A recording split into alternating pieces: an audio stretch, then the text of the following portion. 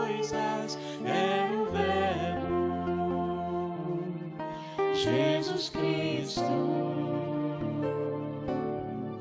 Ele é a imagem do Deus invisível, a exata expressão de Deus Pai. Ele mesmo criou o universo pela sua palavra e nos resgatou com imenso poder, tirou-nos da morte para novo viver.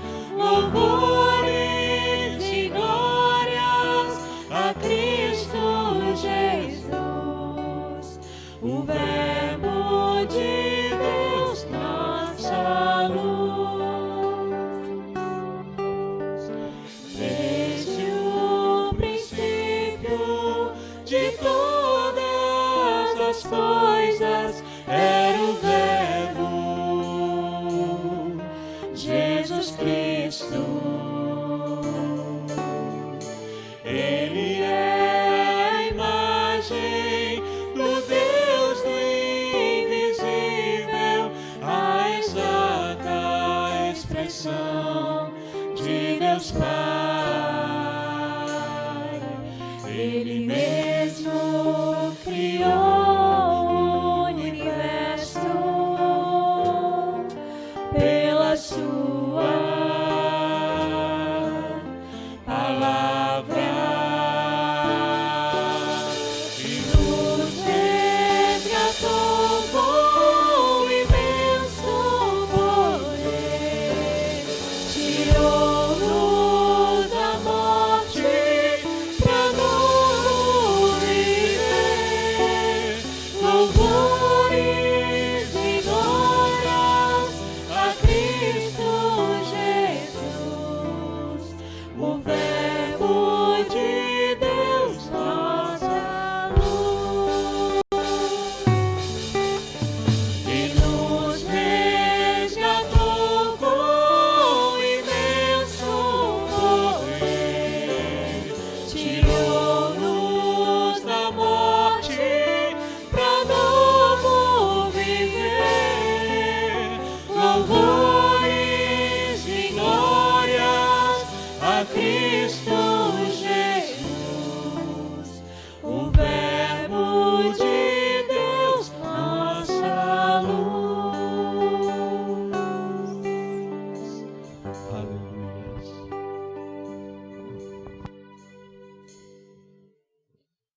Boa noite, meu irmão, minha irmã, você que está na sua casa aí, do lado da sua esposa, esposa do lado do seu marido, esposa, marido do lado dos seus filhos. É uma alegria estar compartilhando a palavra do Senhor, os cantos de louvor, as orações, a liturgia diante de vocês e todos nós diante do Senhor.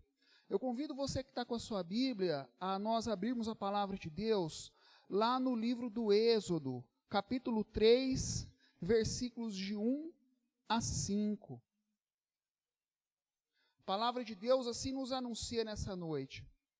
Apacentava Moisés o rebanho de Jetro, seu sogro, sacerdote de Midian, e, levando o rebanho para o lado ocidental do deserto, chegou ao monte de Deus, a Horebe.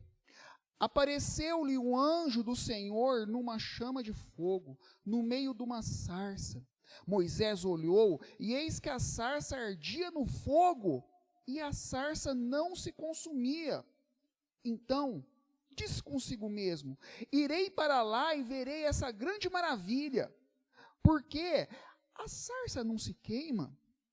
Vendo o Senhor que ele se voltava para ver, Deus, no meio da sarça, o chamou e disse: Moisés, Moisés. Ele respondeu: eis-me aqui. Deus continuou: não te chegues para cá, tira as sandálias dos pés, porque o lugar em que estás é terra santa.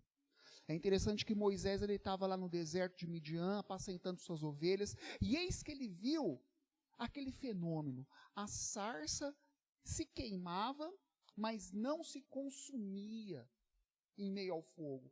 Então ele disse, eu vou me aproximar dela para ver essa grande maravilha. Moisés com certeza estava vivendo uma grande maravilha. Mas existe uma maravilha muito maior do que essa. Uma maravilha muito maior do que as façanhas que Deus fez aqui no livro de Êxodo. Fazer o mar se abrir. Fazer a coluna de fogo andar durante a noite em meio à multidão no deserto. Tantas outras coisas. Mas existe uma maravilha muito maior, que foi Deus, o Pai, ter dado a vida do seu único filho, do primogênito de toda a criação, para morrer na cruz do Calvário, por mim, por você, por toda a igreja, para que hoje, todo aquele que nele crê, tenha vida eterna. Meus irmãos, essa é a maior de todas as maravilhas do Senhor, mas muitas vezes a gente não dá valor para isso. Você pode estar aí agora e tantas coisas mínimas que forem, pode tirar a sua atenção. Um celular que toca, alguém que toca a campainha, alguém que te cutuca no ombro te chamando para ver outra coisa.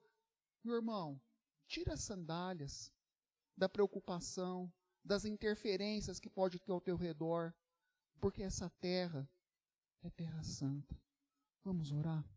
Senhor, obrigado porque a gente está deixando as sandálias atrás de nós e descalços estamos diante de Ti, porque essa terra é terra santa. Aonde estiverem irmãos reunidos invocando o nome de Deus através de Jesus, aquele local se torna santificado, porque as estruturas do pecado se abalam quando o nome de Jesus Cristo é invocado.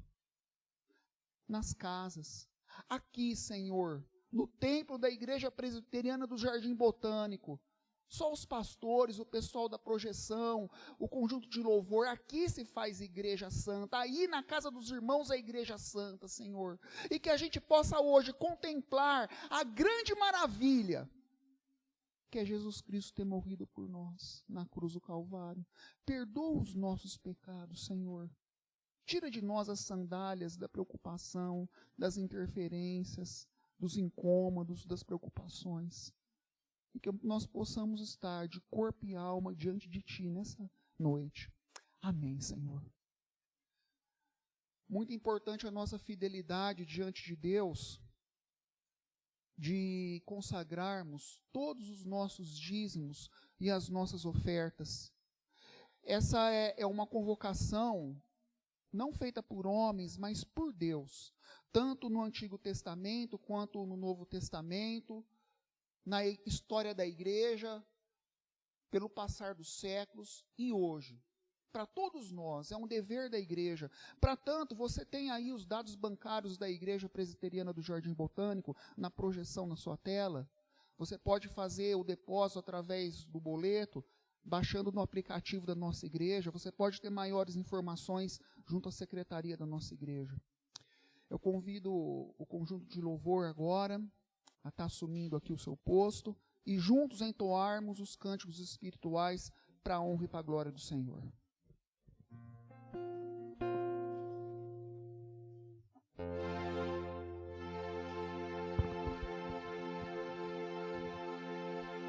Boa noite, meus irmãos.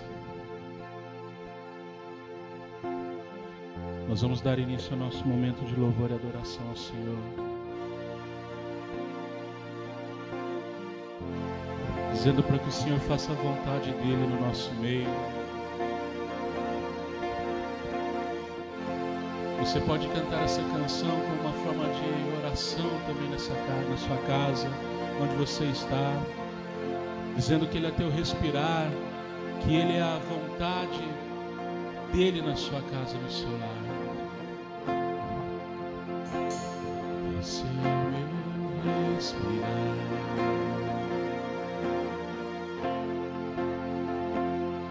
Este é o meu respirar. Teu Santo Espírito vivendo em mim. Aleluia. E este é o meu pão.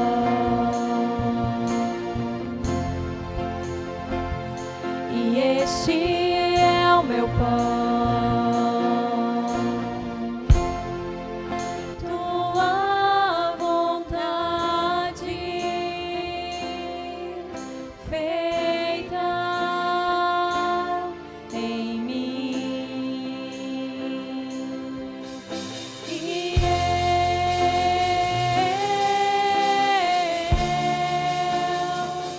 eu nada sou sem ti.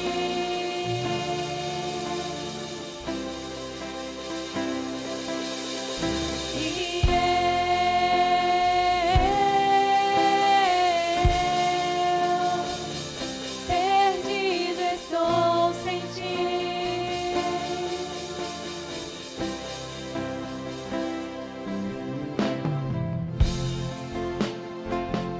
Este é o meu respirar.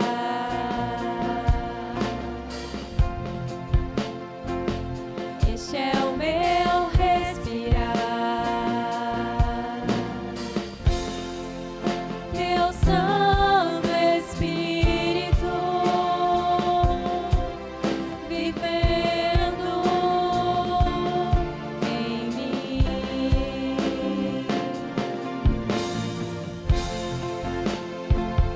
E este é o meu pão.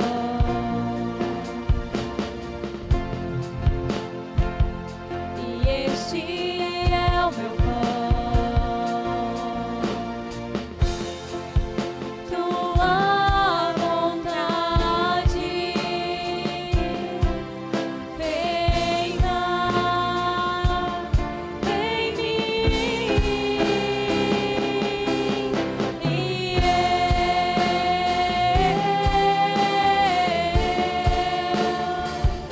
eu nada sou sem ti.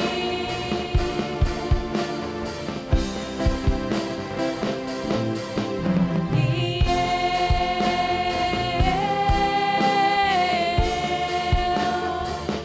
perdido estou sem ti, Jesus. E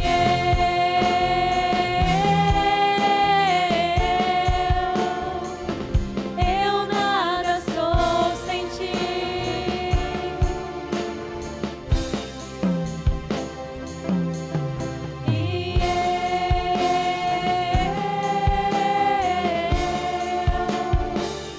Perdido estou sem ti.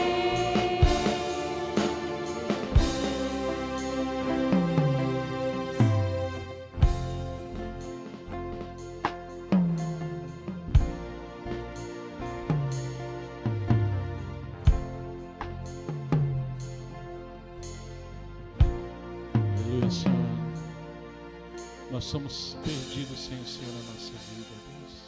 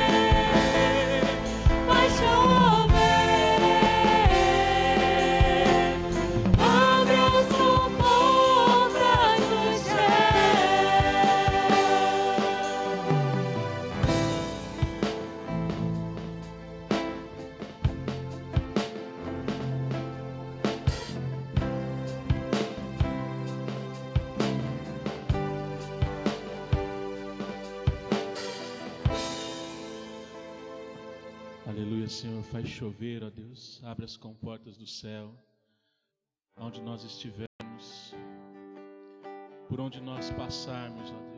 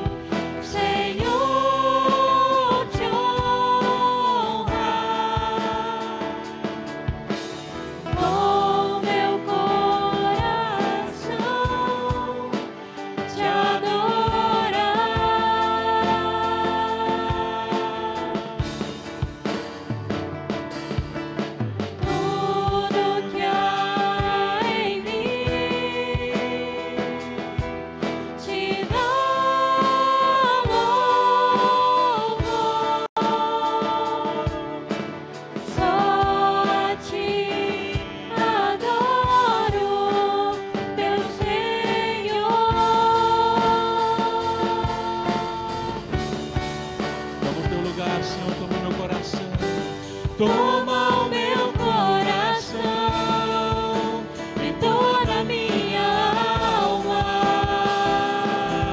Eu vivo só pra ti, sempre que eu respirar, cada vez que eu acordar.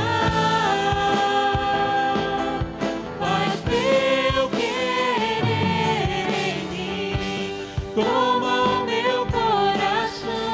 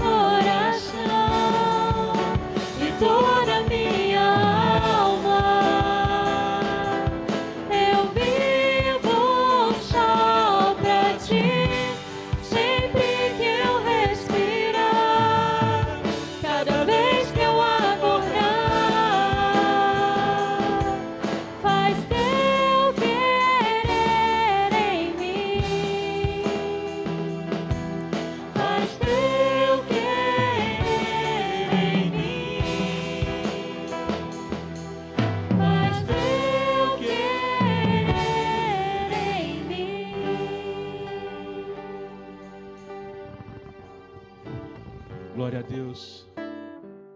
Faz o teu querer, Senhor, na nossa vida.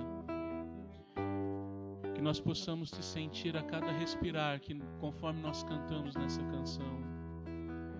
Que o Senhor possa se manifestar na nossa vida, na nossa casa. Que o Senhor possa prevalecer a tua palavra, a tua vontade na nossa vida. E nós te entregamos esse nosso louvor, ó Deus. Nós te entregamos essas canções que possa ter agradado ao Senhor. E que o Senhor possa falar conosco através da palavra. Que o Senhor abençoe a vida do nosso pastor, ó Deus, que ele possa realmente ser usado para trazer a tua palavra direto para os nossos corações, ó Deus. Nós te agradecemos e te oramos em nome de Jesus. Amém.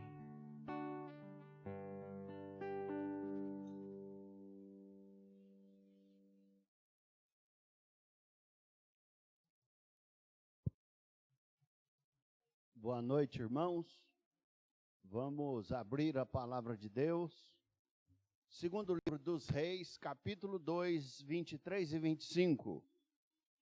Segundo livro dos Reis, capítulo 22, versos 23 e 25.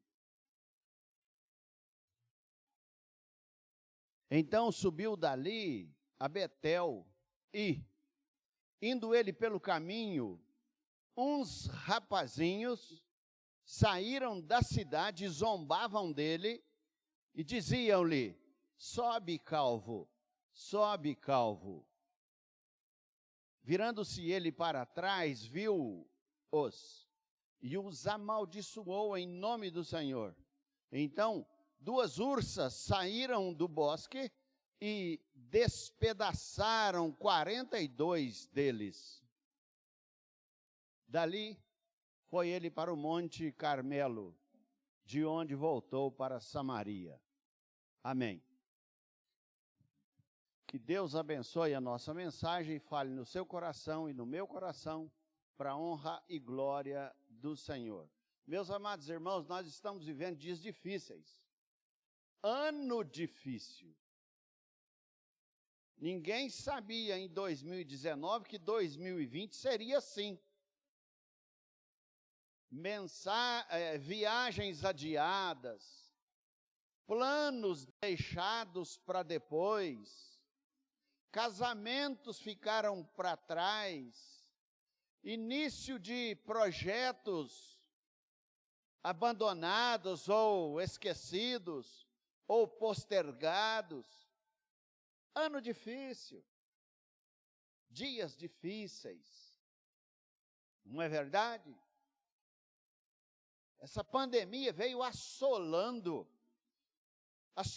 nem muito fisicamente, mas assolando a nossa emoção, assolando o nosso coração, assolando os nossos projetos, a nossa esperança, assolando a nossa vida, a vida daquele que a gente ama, daquele que está ao nosso lado. Dias difíceis. E eu gostaria de tratar com você que, já que o ano está difícil, eu quero te contar um pouco dessa história que nós acabamos de ler, o versículo, para a nossa meditação. Preste atenção que é muito interessante. Elias, ele é elevado ao céu por um redemoinho. E a Bíblia fala que Elias deu a oportunidade para Eliseu pedir o que ele quisesse. Imagina se Elias falar para você que me ouve: pode pedir o que você quiser que eu vou te dar. Parece o lampadinha lá, né? E aí fala: Eliseu, faça um pedido. Eliseu falou assim: Elias, eu quero que Deus me dê porção dobrada do Espírito que tem em você. Ele só pediu isso. Elias já era um homem mágico, já era um homem encantador, um servo de Deus vibrante, e Eliseu queria ser 2 vezes o que ele era. Elias foi um homem tão vibrante aos olhos de Deus, que ele foi arrebatado. veio uma carruagem de fogo e o levou para o céu. Oh, mas que coisa linda! E Eliseu, na hora, soube pedir, já que Elias falou, preste atenção, são dois nomes, Elias, o professor, Eliseu, o aluno, o aprendiz. Então Elias, o professor, falou, aprendiz, peça o que você quer. Ele falou, porção dobrada do que Deus te deu. Só isso. Quer isso também para você? Ai, meus amados irmãos, aí, depois que ele pediu, Elias disse, Eliseu, isso é coisa difícil demais que você pediu. Porção dobrada do que Deus me deu. Todavia, se me vires, quando eu for tomado para os céus, então você vai ter a porção dobrada, se contemplar a minha saída. O que Eliseu fazia dali para frente era só observando. Fica de olho no Elias.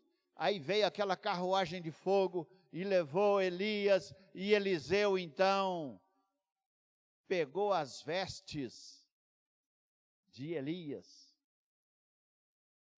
E do mesmo jeito que Elias feriu a água do rio Jordão para atravessar a pés secos, que a gente pensa que somente o Mar Vermelho foi aberto por Moisés, não.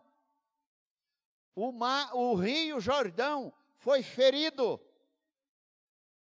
E Elias passou com o pé enxuto para o outro lado das margens. A hora que Eliseu viu que Elias foi embora, ele pegou as vestes de Elias e também feriu as margens do rio. E as águas se abriram, e ele também passou a pé seco, com os pés enxutos.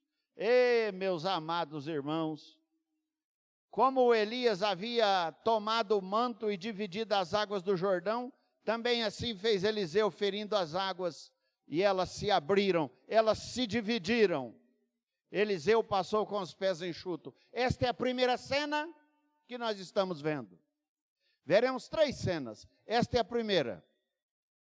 A segunda cena, os homens da cidade de Jericó vieram até Eliseu trazendo um problema, a saber, Eliseu, a cidade é bonita, as ruas são bonitas, tem árvores, a cidade é boa, o povo é bom, só que não tem água. A água faz mal para nós. A água é podre. E a terra é estéril. Nós queríamos ficar aqui, mas esta cidade de Jericó tem tudo de bom, mas a terra é estéril e as águas são más. Sabe o que Eliseu fez? Me dá um prato de sal. Eles trouxeram o prato de sal, ele jogou o sal na água do rio, a água do rio ficou doce, e Eliseu falou, Deus me falou que essas águas serão para sempre agora boas, claras, límpidas, e vocês podem beber delas. Agora tem uma cidade bonita e água boa. E a terra, Eliseu? A terra também não será mais estéril, tudo que plantar vai dar. Segunda cena. E a terceira cena é que Elias estava subindo para Betel, que é esse texto que nós lemos.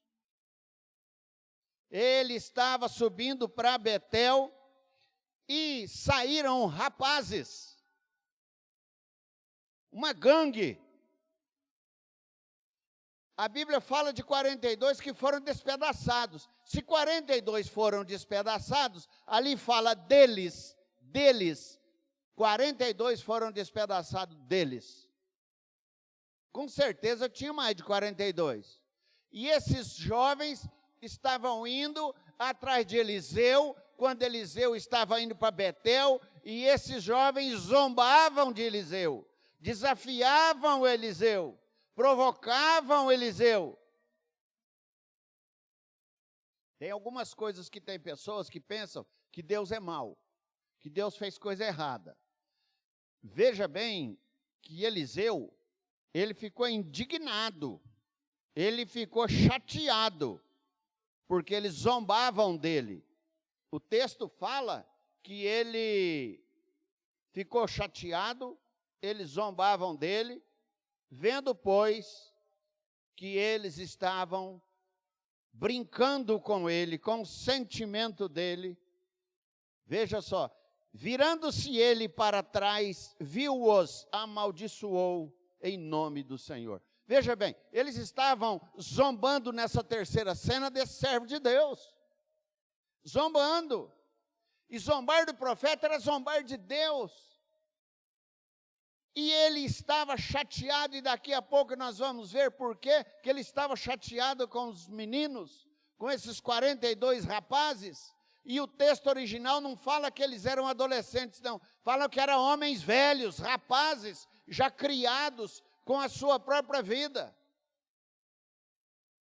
Amados irmãos, o que é que ele fez? Ele olhou para trás chateado. E quando o texto fala chateado, ele não pediu para Deus matar os rapazes. Ele não pediu para Deus mandar as ursas. Não. Ele olhou, o texto diz isso. Virando-se ele para trás, viu-os e os amaldiçoou em nome do Senhor. É aí que saíram duas ursas que Deus mandou para destruí-los. Essa é a terceira cena. Meus amados irmãos, veja bem, a primeira cena, nós já vimos o rio aberto. A segunda cena, a cidade, agora com águas boas e terra produtiva. A terceira cena, esses rapazes vieram e foram dilacerados pelas ursas, quando ele os reprovou. Então Deus mandou duas ursas e despedaçaram 42 moços. Os rapazes fizeram zombaria de Eliseu. Aí depois dessas três coisas, sabe o que Eliseu fez? Ele terminou o serviço que ele tinha com os discípulos dos profetas, que é o que ele tinha ido lá fazer. Terminou esse serviço, foi como se tivesse um seminário. Então ele foi lá dar palestra. Ele deu palestra e foi embora. O texto diz, no versículo 23, dali foi para o Monte Carmelo, de onde voltou para Samaria. Então o que eu quero falar com vocês é isso. Preste atenção, que coisa linda. Essas três cenas nos mostram algumas coisas. A situação para Eliseu não estava fácil. Enquanto ele era aprendiz do Elias, a vida era moleza, que tudo que tinha de problema Elias resolvia. Agora ele é coadjuvante, ele é o ator principal. Agora ele tem que resolver os problemas. E a vida não é de aplausos, a vida não é uma estrada pavimentada, a vida não é um bosque florido, regado de águas límpidas. A vida não é isto. A vida tem desafios e agora Eliseu começa a perceber que ser discípulo de profeta e depois tornar-se o profeta não é fácil. Amados irmãos, coisa curiosa que o texto nos mostra é que ele tinha uma vida tranquila. Foi somente ele abraçar a fé, tomar a posição de frente, começar a trabalhar. Veio a primeira coisa nesses dias difíceis dele, a oposição. É o diabo.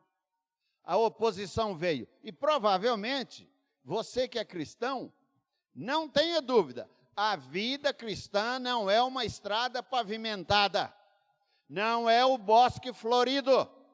A vida cristã é de desafios. E ele começa com oposição. O verso 23 informa que Eliseu foi a Betel suceder a Elias. No lugar de Elias, quem ia a Betel era Elias. Quem ia dar a palestra para os alunos dos profetas era Elias. Agora, Eliseu tem que ir lá substituí-lo, sucedê-lo. Agora Eliseu vai dar a palestra para os seminaristas. Betel era o centro de adoração de bezerros de Jeroboão. Sabia? Betel era o centro da adoração dos bezerros de Jeroboão, porque Jeroboão, ele criou em Dan e em Betel 2 bezerros de ouro, para que o povo não fosse para Jerusalém adorar a Deus, mas para que o povo tivesse Betel e também a cidade de Dan para adorar, e não subir para adorar o verdadeiro Deus. Então veja bem, Jeroboão, com medo de Roboão reinar, ele criou uma alternativa para desviar o povo de Deus.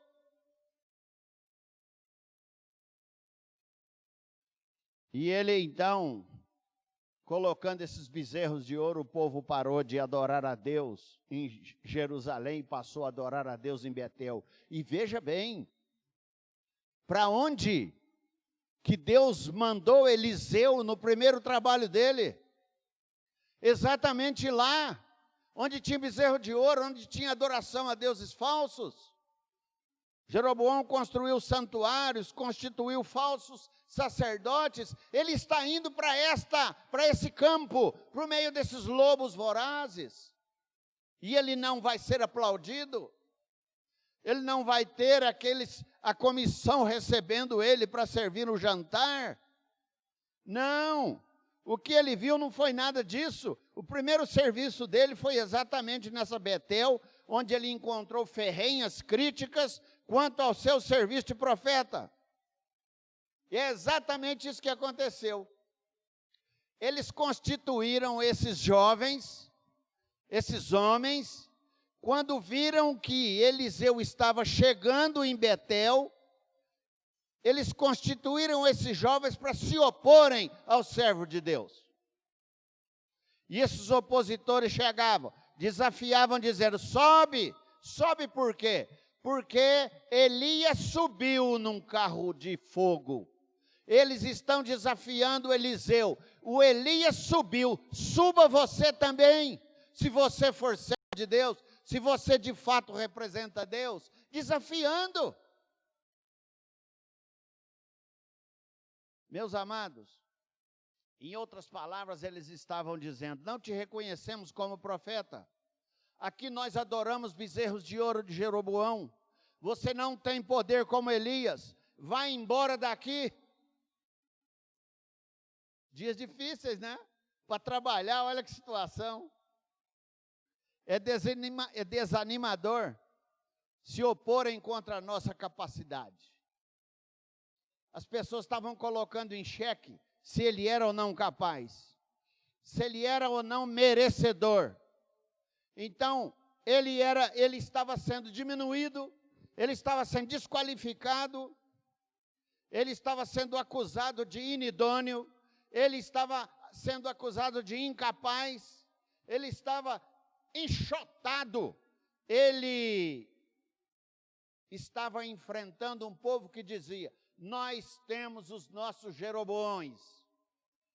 Você tem Jeroboão na sua vida? Pessoas que ficam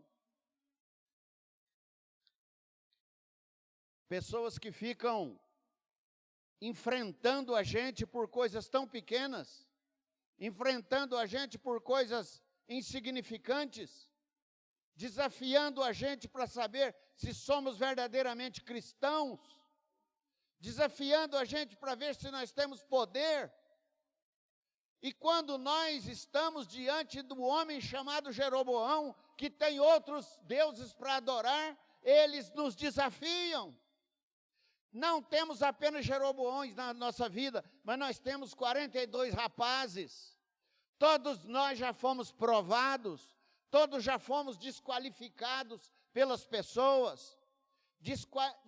Desqualificaram, sabe quem? Galileu Galilei. Ele foi excomungado pela igreja porque ele disse que o sol era o centro e a terra não era o centro. Só por isso. Então não é você que vai ser desqualificado. Não se sinta o patinho feio. É assim que funciona.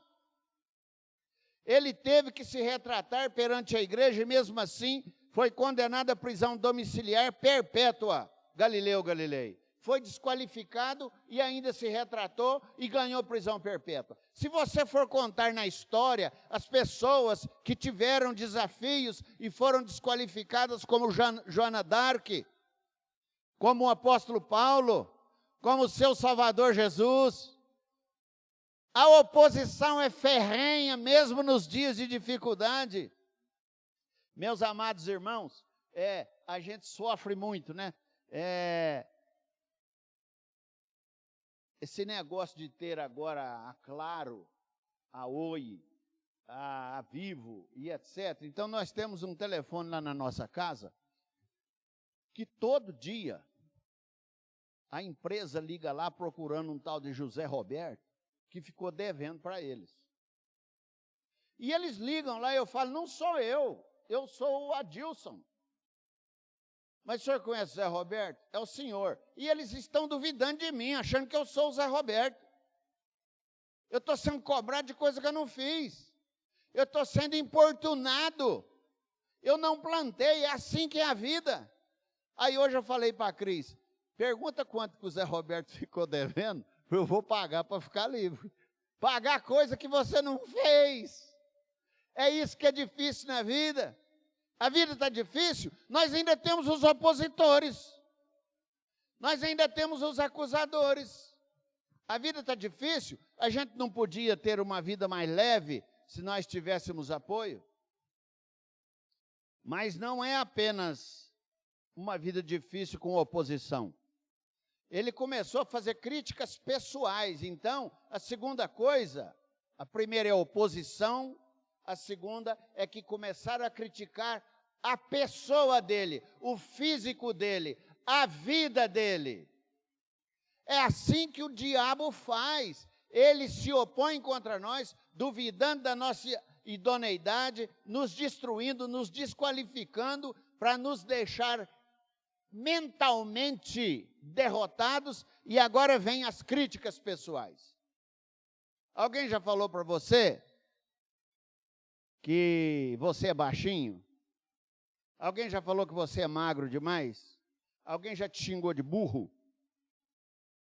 Alguém já cobrou de você por você não ter passado no vestibular ou no concurso? Você é culpado de ser careca? Alguém já te chamou de careca? É isso que eles fizeram. Ô careca, eles desafiando Eliseu, careca sobe como Elias que tinha cabelo. Sabe, entrando na vida pessoal dele. Amados e queridos irmãos, isso é mais sério, quando eles o chamaram de careca. Pode ver no versículo 23, sobe careca, que é calvo, né? Careca. Zombavam dele dizendo, sobe calvo, sobe calvo. Já imaginou? Fica chamando você de careca, chamando você de feio, chamando você de desqualificado, mexendo com a sua vida particular. E tinha um significado tremendo ser careca. Ser careca na época era ser leproso, porque a pessoa que tinha lepra, ela raspava todo o pelo por causa dos inconvenientes da enfermidade. Então, quando eles falavam, sobe, você não é profeta, você é um leproso, você é um careca leproso, sabe? Acabando com ele, destruindo ele. Ele foi lá para falar para o povo parar de ser idólatra, o povo estava enxotando ele. Dificuldade sim. Nós podemos ver as ameaças quando eles começam a chamar de careca. A forma de maltratar era na alma, era desanimar Eliseu, era destruir Eliseu, era desestimular Eliseu, é fazer críticas pessoais. Seu cabelo não existia, é como se alguém chegar e falar assim, ô seu preto, ô seu, pensa o que você quiser, ô seu baixinho, seu magrela, palito, seu asno, você passou no vestibular ou não? No concurso ou não? Eu conheço pai que fala para o filho, você não vai dar em nada, você é uma peste, mãe jogando praga em filhos, destruindo a emoção. Às vezes a gente, para identificar pessoas, a gente fala, aquele manquinho, aquele ceguinho. Você quer destruir uma pessoa? Fale mal dela. Acuse de seus defeitos. Mostre suas nódoas, suas limitações. Casais que o marido bota todos os defeitos na mulher quando estão brigando. E a mulher, de igual modo, mostra todos os defeitos do marido, da sogra, do sogro, dos cachorros da sogra, dos netos, dos tios, de todo mundo, de todos os folgados. E eles existem mesmo, viu? Mas não é para você falar. Você não está aqui para isso. Isso é destruir a pessoa. Eu quero te dar uma recomendação. Quando você tiver um parente ou um amigo, alguém da igreja que você sabe que está prestando concurso, ou está tentando arrumar um emprego, ou está tentando engravidar, ou está tentando alguma coisa, não precisa perguntar se engravidou, não precisa perguntar se passou no vestibular, não precisa perguntar se passou no concurso, não pergunta não, porque se o caboclo não passou, é muito ruim falar, não passei. Se você passar, pode ter certeza, você vai contar para todo mundo. Alegre, seus pais vão contar. É muito humilhante quando você pergunta. O indivíduo fala, eu estou fazendo direito. Na USP? Não fala isso! Coitadinho, está fazendo igual eu fiz ali na UNAERP. Isso a gente diminui as pessoas sem perceber. E quando você for contar para os outros aonde você estuda, se você estudar na USP, não fala que é na USP, não. Fala, eu faço direito. Aí eles vão perguntar, onde? Aí você fala, na USP. Entendeu a diferença? Por favor, você quer destruir alguém? Fale mal, humilhe. Sabe, eu fui visitar antes de ontem um amigo, e a gente se chama de Lindo. Amigo antigo. E eu fui, brinquei com ele por trás, aí ele falou assim, é o Lindo. Eu falei, acertou. Ele virou e falou assim para mim, nossa, mas você está gordo, hein? Eu fui lá com uma alegria tão grande, saí de lá com uma tristeza enorme. Precisava dele me lembrar que eu sou gordo agora? Eu na luta, todo dia eu como banana pura praticamente, para não engordar mais. Não tem uma roupa mais que serve, o terno que o conselho me deu já não serve mais. Está difícil a situação. E ele ainda me lembra que eu estou gordo. Você quer ver um negócio? Chama uma pessoa de gorda.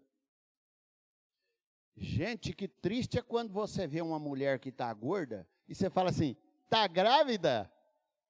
É o inferno quando ela fala, não, eu estou gorda mesmo. Gente, é melhor você não ter levantado aquele dia.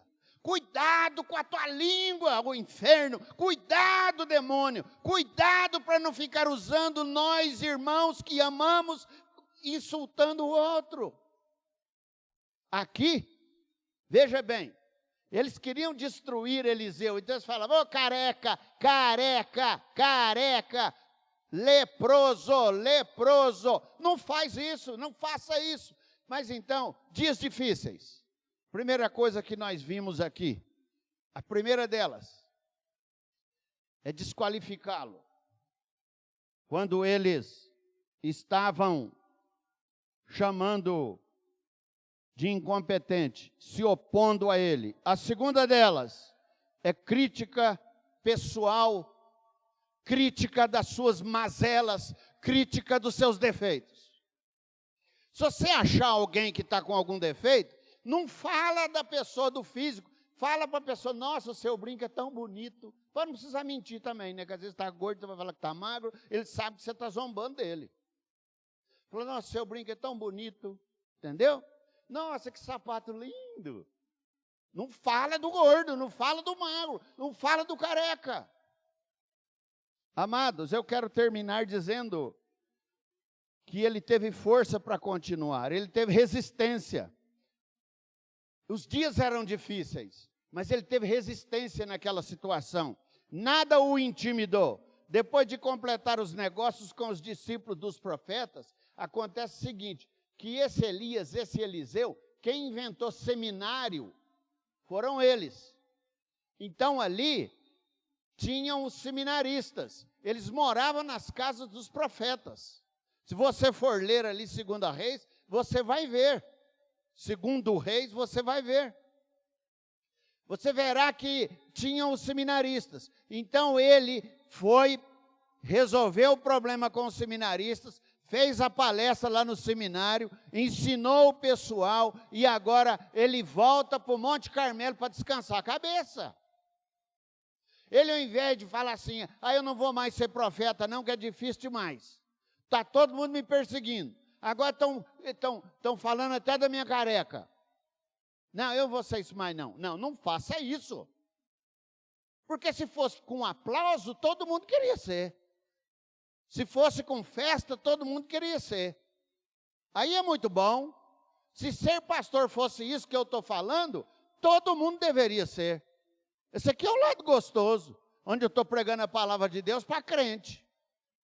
Que vocês gostam, vocês acham bom, aprende a história. Eu quero ver as demais coisas do pastor. Então não adianta você querer ser crente só nos aplausos. Não é assim, é diferente. Tem desestímulo, tem muitas coisas que nós temos que ter resistência para avançar. Então ele foi descansar no Monte Carmelo, sabe por quê? Ele tinha muito o que fazer. E eu vou citar algumas coisas que eu estou terminando, não sai da sala aí não. Elias tinha muito o que fazer, por isso ele teve resistência. Ele não podia parar com os desestímulos. Ele tinha que ressuscitar o filho da sunamita, e ele assim o fez.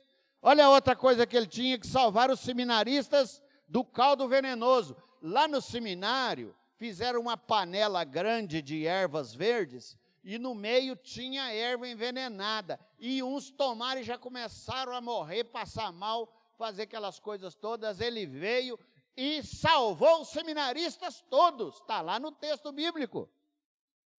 E aí, meus amados, ele ainda tinha que multiplicar 20 pães para dar para 100 homens. Está no texto também, que muita gente pensa que quem multiplicou pão foi só Jesus. Não, Eliseu também. Deu de 20 pães, ele serviu para 100 homens e ainda sobraram muitos pães. Ele deveria sitiar Samaria ainda, ele deveria curar Naamã de lepra, ele deveria ser reconhecido por toda a terra como o homem de Deus. Ele tinha o que fazer. Você tem consciência do que você tem que fazer? Os dias são maus. Eu não tenho dúvida que você tem oposição. Eu não tenho dúvida de jeito nenhum que eles mexem e ferem com a sua dignidade. Falam mal do seu corpo, falam mal da sua cabeça, falam mal de tudo. Qualquer coisa que você fizer, eles vão achar defeito. Eu que sou bonita assim, tem gente que acha que eu sou feio. Porque o povo quer achar defeito em nós, vai. Ai, pelo amor de Jesus, onde já se viu? Não pode fazer isso. Para de achar defeito nos outros. Deixa isso para o inimigo já acha. Continuar nos aplausos é fácil ou não é?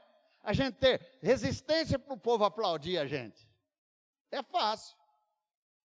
No palco é fácil ou não é? Aqui, olha que é fácil. Os meninos que tocam é fácil. É bom demais, ué. A gente ainda toca e o povo fala que legal, que gostoso, que bom. Compra aparelho novo. Esse é o lado bom do ministério. Mas ministério não é só isso. Na estrada pavimentada é bom dirigir. Na riqueza é bom ir para a igreja.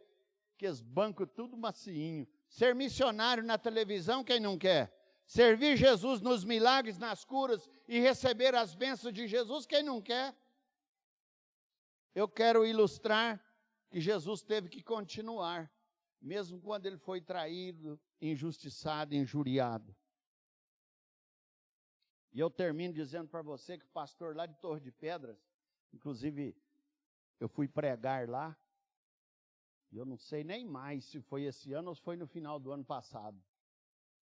E esse pastor nós estudamos juntos, no seminário. E ele saiu, foi trabalhar lá em Porto Velho. Assim que ele terminou o seminário, aquela felicidade, pai crente, agora o pai tem um filho pastor, o sonho. Esse Roberto Pontes é um poliglota, fala alemão fluentemente, inglês, grego, hebraico, espanhol e francês. Ele é esse cara. Ele tem facilidade com esse negócio de língua. Ele só não fala língua estranha. As outras ele fala tudo. E esse Roberto, lá em Porto Velho, o pai dele sai daqui e vai lá visitá-lo. Chegando em Ji-Paraná, na época, que hoje, na época era Vila de Rondônia, porque foi quando ele se formou, na época que eu me formei. Tem 30 e lá vai 5 por ano, né? De anos atrás. Para que ele desceu, veio uma pessoa, o assaltou e o matou. A primeira vez que o pastor Roberto viu o pai, foi morto, depois de ordenado ao pastor. Cadê Deus? Por que não protegeu o pai do Roberto? Cadê Deus? Por que não protegeu o pai daquele servo de Deus que foi para Porto Velho servir Jesus? Tem que ter resistência. Deus sabe de todas as coisas e é o pecado que faz essas coisas acontecerem. O que o reverendo Roberto fez? Sepultou o pai aqui em Tatuí e voltou para Porto Velho, pastoreou e hoje está aqui pastoreando ainda, mesmo depois da perda do pai. Ele não se matou, não desesperou e não se revoltou contra Deus. É resistência, tenha resistência. Hoje nós temos muitas igrejas que elas são cheias de crentes casquinha de ferida. Não pode sofrer nada que emburra. Não pode sofrer nada que afasta da igreja. Não pode sofrer nada que não dá o dízimo. Não pode sofrer nada que ainda sai por aí falando. Isso é coisa de Jeroboão. Isso é coisa dos 42 meninos que chamaram o profeta de careca. Dias são difíceis, os anos são maus.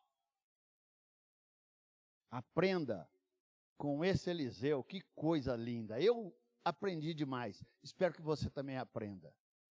E por favor, hein, não me chama ninguém mais de magricela. Aprenda isso de uma vez por todas. Que Deus te abençoe e abençoe a mim também. Bondoso Pai, abençoa esse povo que ouviu a tua palavra, cada família, e nesses dias maus, nesses dias difíceis, nesse ano de dificuldade, tenha misericórdia, Senhor. Socorra cada filho teu, a despeito das mazelas dos inimigos, a despeito das desqualificações que eles nos fazem, a despeito dos opositores, tenha misericórdia, Senhor, e abençoa esse povo. E que a tua graça, que o amor do teu Filho Jesus, que as consolações do Espírito Santo sejam com todos aí no seu lar, nas casas dos seus servos e em todo o povo de Deus, espalhado pela face da terra hoje e para todos sempre, pelos séculos dos séculos.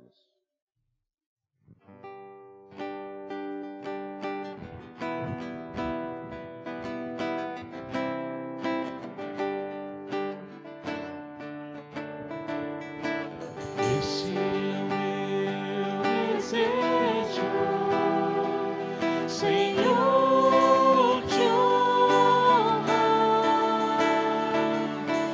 com meu coração, te adorar.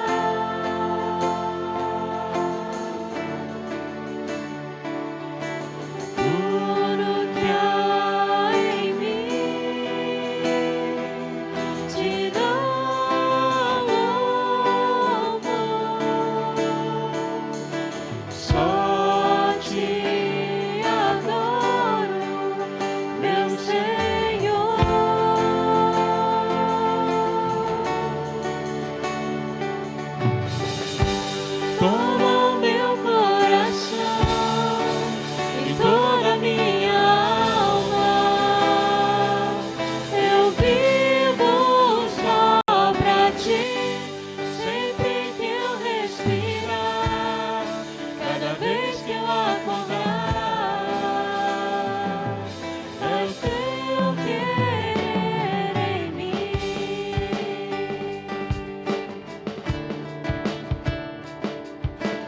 Esse